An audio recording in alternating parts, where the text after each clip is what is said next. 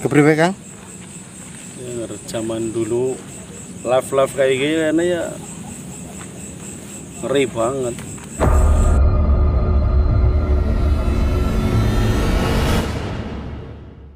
Ini teman kita nih, Mas Teguh ini pernah punya pengalaman pada waktu dia menjadi supir truk ya Kang? Ya betul. Supir truk, dia waktu itu bawa Tanah.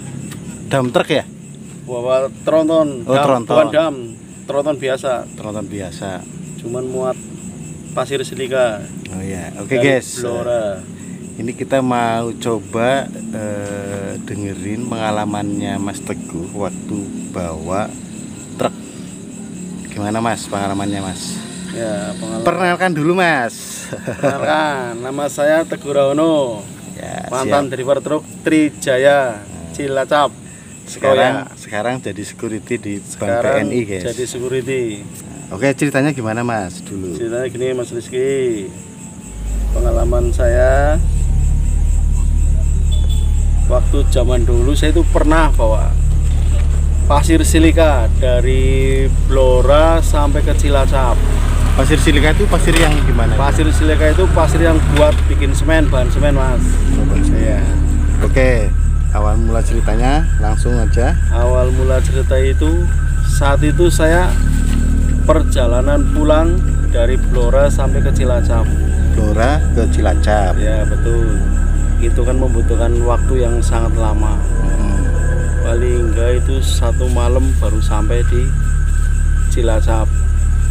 Itu pun biasanya namanya truk, kita di jalan kan ada minban. Itu jam berapa Mas kira-kira? Itu kalau biasanya kalau berangkat dari Blora itu tergantung muatan. Kalau kita selesai muat jam 7 malam kita berangkat. Iya. Nah, dalam perjalanan kan lika-liku di jalan itu macam-macam Mas Rizky. Terkadang kita nemuin hal-hal sesuatu yang mistis lah. Karudut Kang? Ya betul.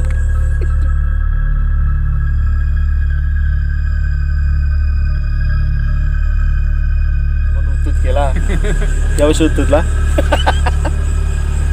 Hal-hal yang mistis. Contohnya pengalaman saya itu waktu itu bersama kenet saya Mas Roni. Saya sendiri enggak. Berarti berdua ya? Iya. Kenet ya? Pak kenet itu. Kenet orang mana itu Mas? Orang Roya Mas. Orang Cilacap Iya, juga orang ya? Cilacap juga. Oke, lanjut. Nah, pada saat itu saya itu kan berhenti di Alas Purwodadi. Gerobokan ya daerah? Ya daerah Gerobokan. Tapi belum nyampe gerobokannya belum? Belum sampai itu.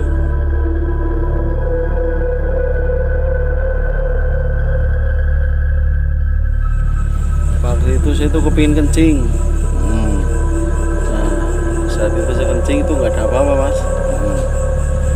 Nah, nggak taunya itu setelah saya kencing berangkat pelan-pelan itu kenet saya sebelum saya berangkat itu buang air besar di truk. Maksudnya di atas truk? Di atas truk itu Pas ada muatannya ya? ada muatan. Iya, terus Apa nggak kurang ajar itu? kurang asem gitu. Ya, sampai jadi perjalanan itu kok saya merasa kayak ada anak-anak itu totalnya sekitar 9 orang.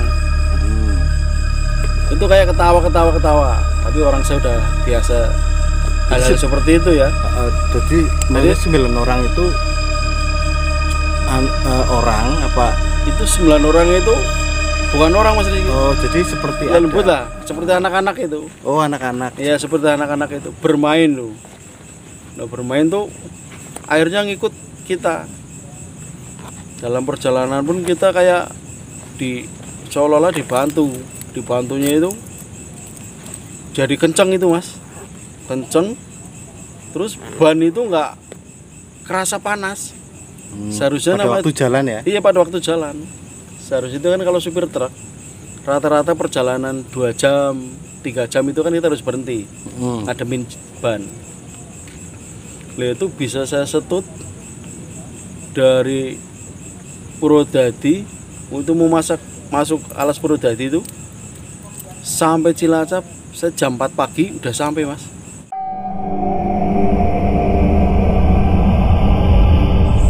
Saya sendiri pun heran. Padahal biasanya Itu sampai jam 10 siang baru nyampe Cilacap. baru sampai Cilacap. Ini jam 10 Jam subuh itu udah sampai. Subuh udah nyampe. Jam 4 itulah, sekitar jam 4 udah sampai Cilacap. Udah sampai tempat bongkaran. Di sebelah Nasmoko dulu bongkarnya di situ. Oh ya, cut dulu Kang. Cut dulu sebentar. Oke, lanjut. Ya. Itu sesampainya di Cilacap kita di sebelah Nasmoko itu Mas Rizky. Oh ya, daerah MT Haryono. MT Haryono itu. Nah itu saya udah agak curiga. Agak curiganya kok ini mobil saya pegang bannya itu nggak kerasa panas sama sekali.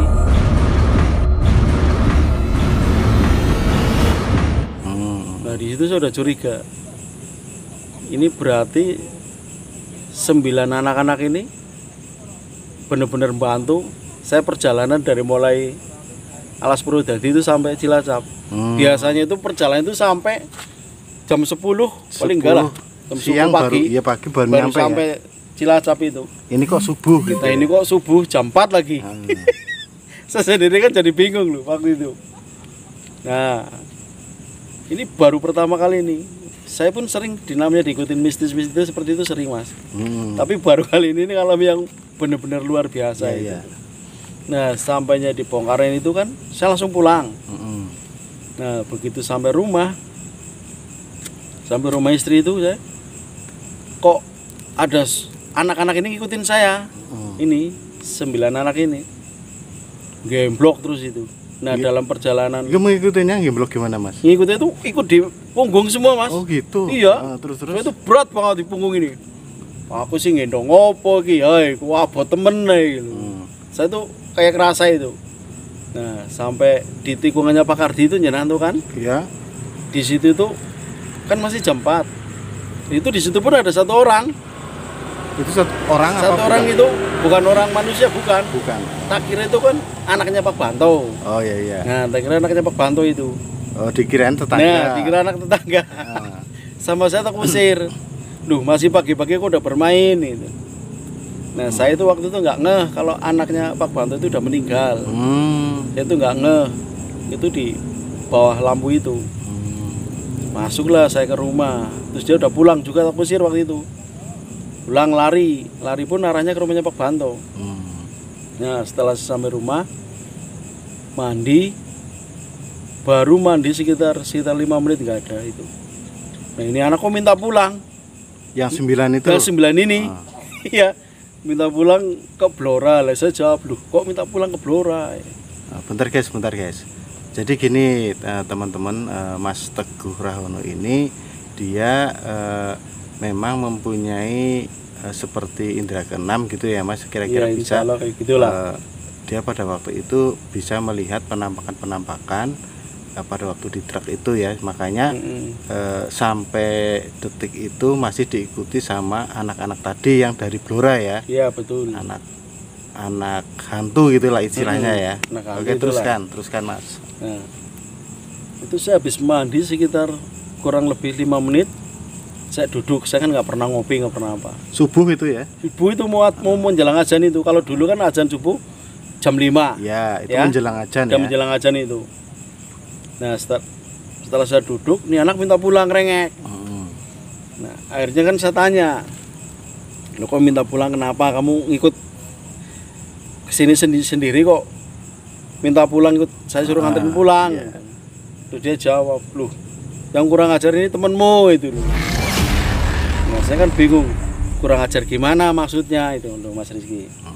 Tadi dia kencing sembarangan apa gimana? Akhirnya saya kan penasaran mas. Saya lari lagi ke tempat bongkaran itu, pasir silika di dekat Nasmoko itu mas. Tak bangunin kernet saya itu. Begitu tak bangunin ternyata kernet saya itu buang air besar di bak truk itu mas. Masih ada muatannya? Masih ada muatannya itu. Pasir. Dia ngaku pas saya lagi kencing itu, saya kan biasanya kalau kencing itu kan agak lama. Saya permisi dulu sih, namanya di tengah-tengah perjalanan ya? Itu nggak pernah sembarangan ya. Waktu itu di hutan lagi. gas mau alas Purwodadi tulas apa itulah saya lupa udah berapa tahun sih, lama sekali itu.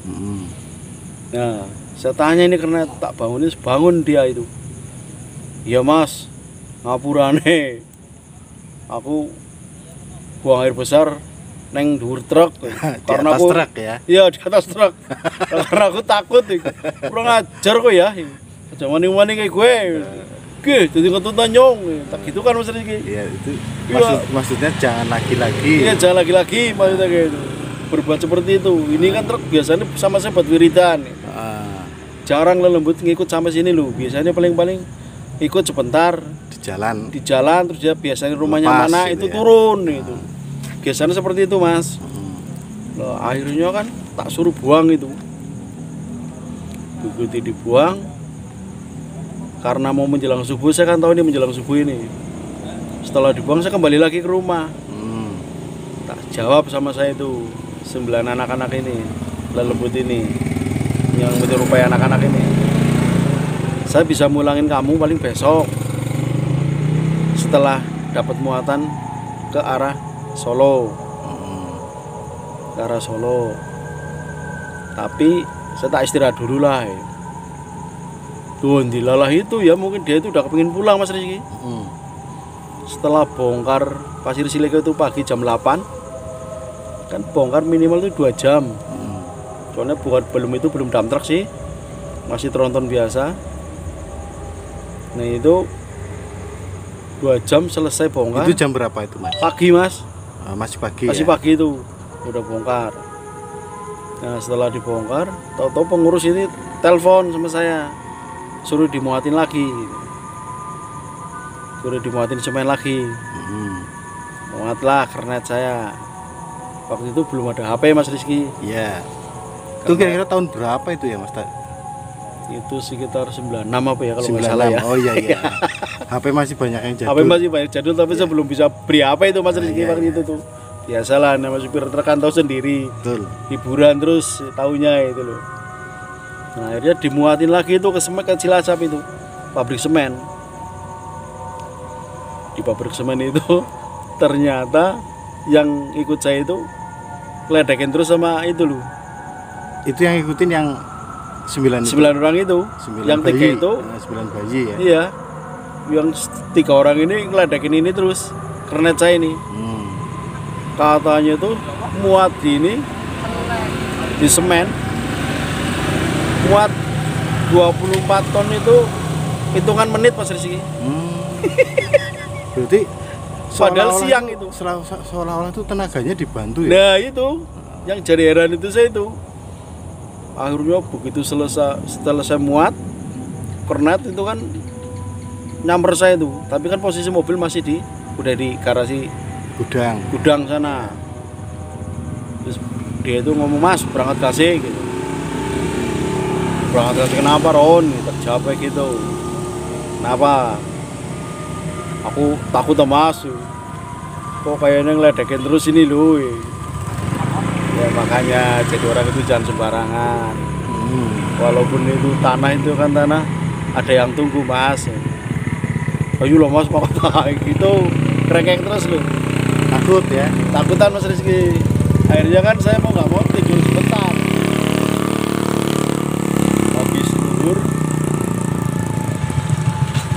Habis luhur itu saya pamitan sama istri.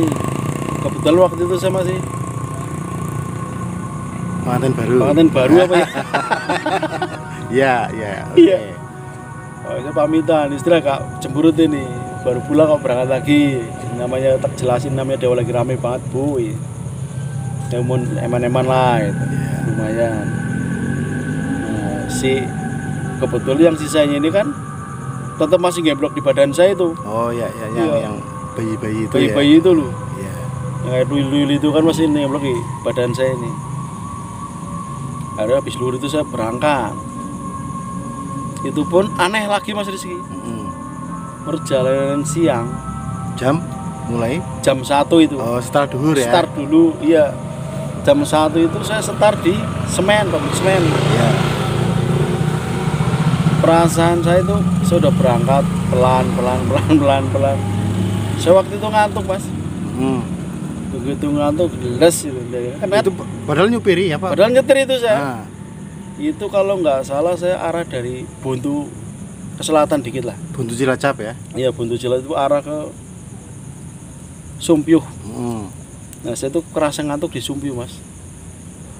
Begitu ngantuk di Sumpyuh, les. Itu saya les itulah. Tahu-tahu saya udah di Jogja. Itu nggak sadar ya? Nggak sadar, Mas. Di mobil sampai tahu tuh sampai di Jogja itu. Baru hitungan les lah itu. Les itu berapa menit lah. Tahu-tahu saya udah di Jogja. Jadi seperti dibawa Ya kayak masuk. saya juga sendiri bingung. Soalnya itu kayak dibawa sama 9 leluhur ini nih. Anak-anak ini dibawa kayak terbang itu apa atau mungkin gimana, saya sendiri pun nggak tahu hal-hal yang mistis kayak itu di alam sana itu seperti apa kan. Seperti cepat kilat, Ya, tahu nyampe cepat sana kilat ya. waktu saya sampai Jogja, sampai teman-teman heran. Gemblong apa goh bahasa Jawanya itu? Iya. Edan apa kamu lah? Setekan ngene maning kok. Direwangi belis apa? Nah, kebetulan di situ kan ada supir yang senior itu. Namanya almarhum Pak Adman itu. Itu mantan supir saya. Dia kan tahu itu loh, tahu tentang saya lah ya. Terus dia tuh berkoar ke teman-teman. Bahasa Jawanya seperti ini. Lah nggak terteguh. Sing rewangi pirang-pirang gitu. Teguh yang bantu banyak. Iya, gitu ya. yang bantu banyak itu Mas Rizky. Ki mesti bahasa itu kan dia kan nggak bisa bahasa Indonesia itu. Ki mesti teguhan itu direwangi belis-belis, rambok kayak gitu. Dibantuin sama iya, setan-setan Blora gitu ya. Rambok. Nah, saya juga akhirnya saya ngobrol tuh sama Pak Atman itu. Iya kok Mbah, ini Jan, kernatku ini kurang ajar banget ya. Masa buang air besar kok di atas truk, dia kurang ajar banget Bok. Wah, supir saya ini marah besar. Orang kurang ajar mua nih, untuk pendungi. Untuk pendungi malah. Iya. Itu Pak almarhum Pak teman itu. Obrol-obrol. Pantesan kamu ini ya. Wah, gue ngerti-ngerti. Cut. Iya. Lanjut. Nah, beliau itu sampai ngomong, aku udah bingung kok. Kok ingin ketemu nang Cilacap? Kok bisa nakane maning? Kemarin baru Di ketemu, Cilacap? Iya, temu bareng. Kok tahu-tahu udah di sini lagi. Iya, Gitu. tahu-tahu kok di sini lagi. Mesti gimana sih ngentut kowe? Itu Pak Pasti Adman ada itu yang ngikutin iya, gitu ada yang ya. ngikutin. Pak Adman itu memang udah curiga itu. Masalahnya aku perlu bakmu gue ana bocah ya. Bocah sangan nang mburi truk. Oh. Di atas truk maksudnya itu. Lihat 9 Lihat bayi 9 itu di anak atas ini. truk itu Iya, Pak. di atas truk itu maksudnya. Mbah Atman itu ya. Mbah Atman itu. Iya, terus. Nah, setelah itu kan ada cerita itu bahwa itu karena itu kurang aja tuh mau dipentungin itu sama Pak Adman itu. Malah aku tuh pentungi. Kureilok itu loh Mas Rizky. Iya, karena berak di atas pasir Iya, itu berak ya. di atas pasir itu. muatan. Iya, terus. Nah, ada begitu di Jogja kan kita biasa ngopi-ngopi dulu itu loh. Medang. Kalau otomatis kan saya sendiri pun pengalaman yang benar-benar spesial itu waktu itu Mas Rizky. Saya jadi driver truk dari mulai kernet sampai jadi supir. Kebetulan saya sendiri agak cepat itu waktu itu Mas Rizky. Ya, selanjutnya itu 9 itu akhirnya keluar dengan sendirinya atau gimana? Enggak. Nah, kan kita berhenti di Jogja dulu itu ngopi-ngopi. Oh, di Jogja itu Ya, setelah ngopi selesai, sini berangkat lagi. Kebetulan perjalanan Purwodadi kan nggak semudah kayak jalan gini Mas. Iya. Kalau siang kan truk ya. rame. Iya. Truk juga nggak mungkin secepat itu kan.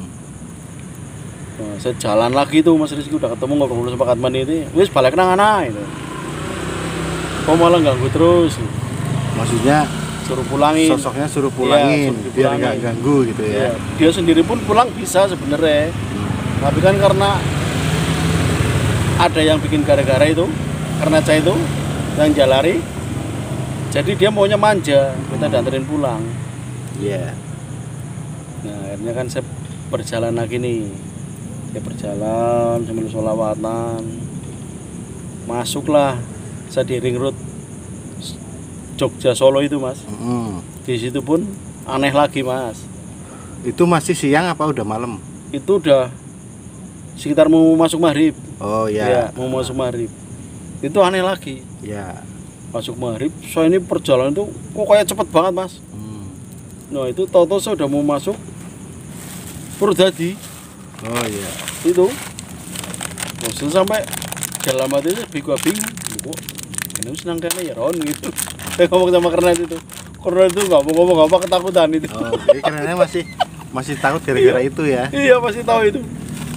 Wah setelah masuk alas Purwodadi itu apa namanya lah saya lupa banget itu kan. Kan enak banget itu desa apa itu. Itu saya berhenti mas, kontrol ban lagi biasa itu. Itu pun sama sekali nggak panas mas, nggak panas. Bannya itu. Harus saya lanjutin jalan lagi. Nah, setelah saya jalan beberapa jam, ini agak lama ini mas. Saya melalui alas itu kan biasa klakson dulu permisi. Alas Purwodadi iya, ya? Alas Purwodadi itu masuk alas Purwodadi itu. Itu termasuk melalui gerobokan apa enggak? Itu ya melalui mas. Melalui. Ya? Jadi kan kalau gerobokan itu ya benar itu sebelum itu kan panjang itu alasnya.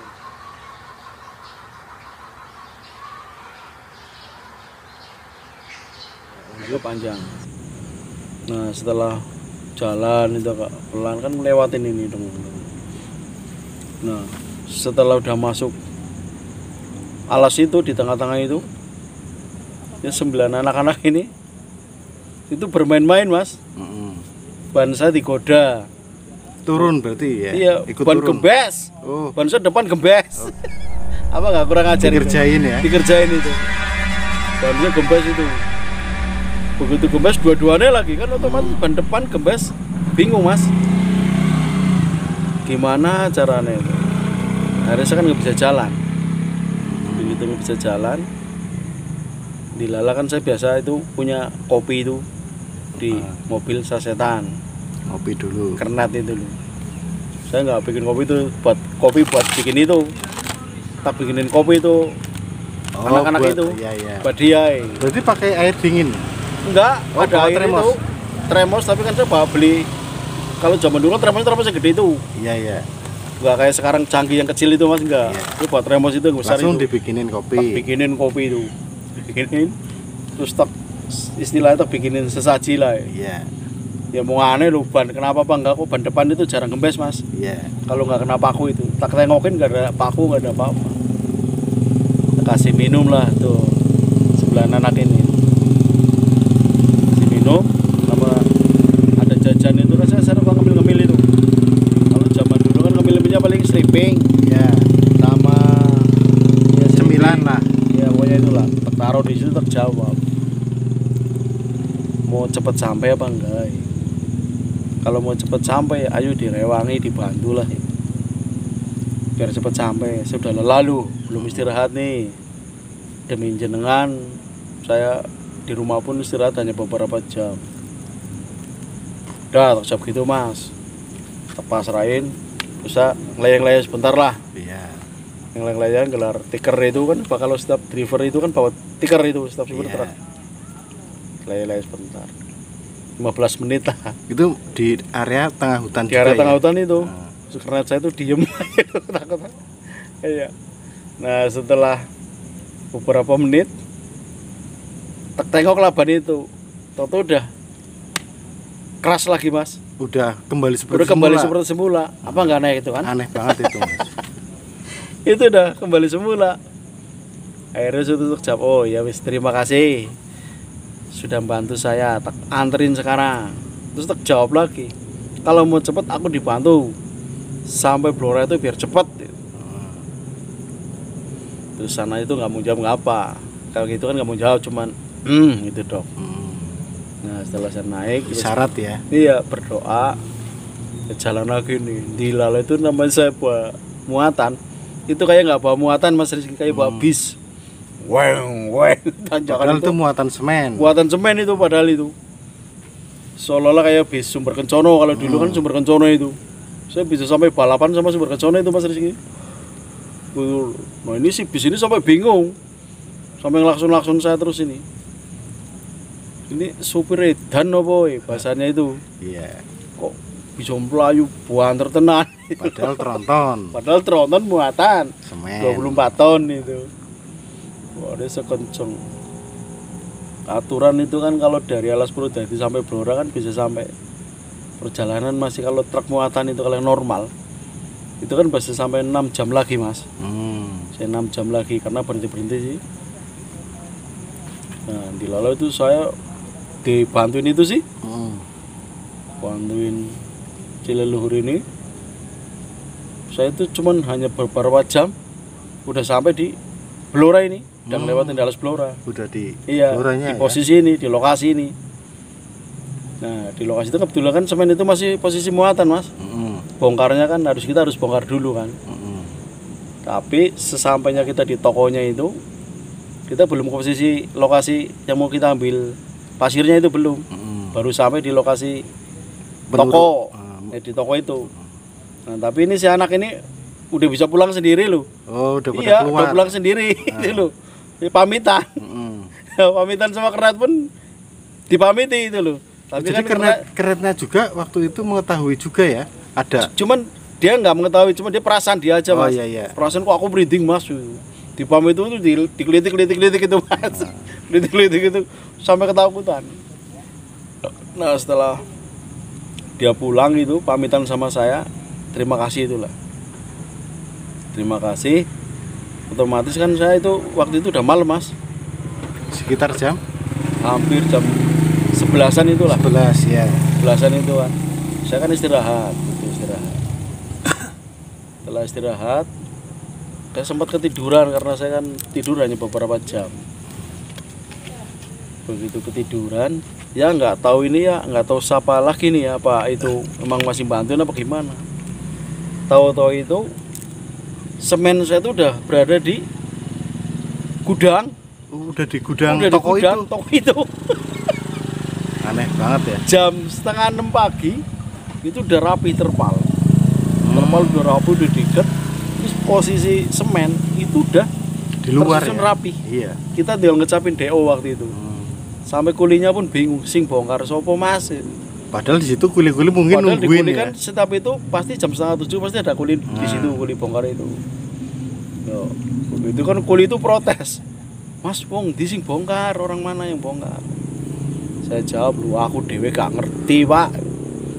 Saya sendiri gak tahu. Waktu itu lagi tidur sih iya, ya. saya itu tuh bangun-bangun tak kira sampean yang bongkar.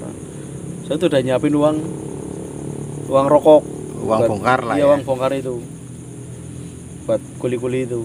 Akhirnya tetap tak kasih Mas, karena hak mereka sih. Iya. Tak kasih sama saya. Begitu tak kasih ini saya ada yang penasaran ini Mas.